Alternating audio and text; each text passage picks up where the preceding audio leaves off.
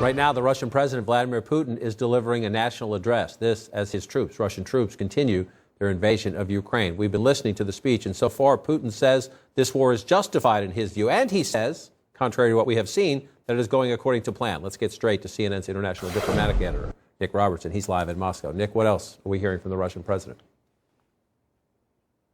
Yeah, John, there was one strange thing about this broadcast for President Putin. He's normally really in control. He looked angry. We've seen him looking that way over the past week or so.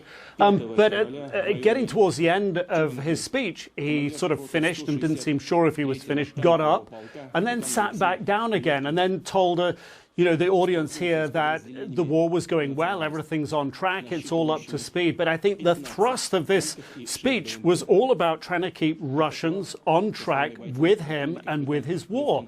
He spoke about giving posthumous medals to those soldiers who were killed, 498, according to the Russian military. That was announced yesterday. So here you have, a day after, only 7 days into the war as well, Putin handing out posthumous medals by name and saying that any family of a soldier who was killed would get $65,000, any family of a soldier injured, and that soldier presumably would get $40,000, also saying that there will be insurance for the soldiers. Presumably he means in a medical context here. So Putin really trying to keep the country on board, even while he's saying it's going on track. The evidence, of course, we see and hear, it's not. Putin just made a statement in Moscow in which he said, quote, "I will never give up my belief that Russians and Ukrainians are one people, despite the fact that part of Ukrainians were threatened and tricked by the Nazi nationalistic propaganda."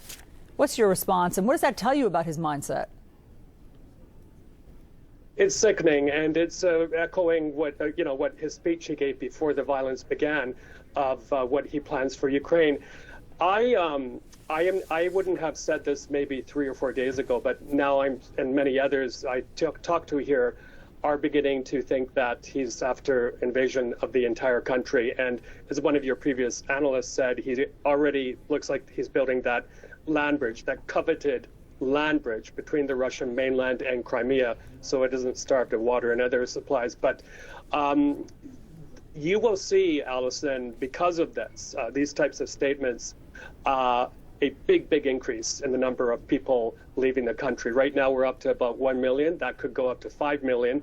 I am heartened by the fact that my government, the Trudeau government, just a few hours ago announced a unlimited resettlement program for Ukrainians. They can come to Canada under eased rules and stay for a long time. And that's exactly what other countries like the United States need to do, because it doesn't look like, sadly, there's going to be a quick end to this. And just one more point, as was pointed out, a lot of women and children are getting caught in the crossfire. And I'm telling you things today that is very, very hard for me to say, because I was a spokesperson for UNICEF and other UN agencies. But it really hurts me, it angers me actually, that none of the UN agencies seem to be able to call out the aggressor, Russia, by name.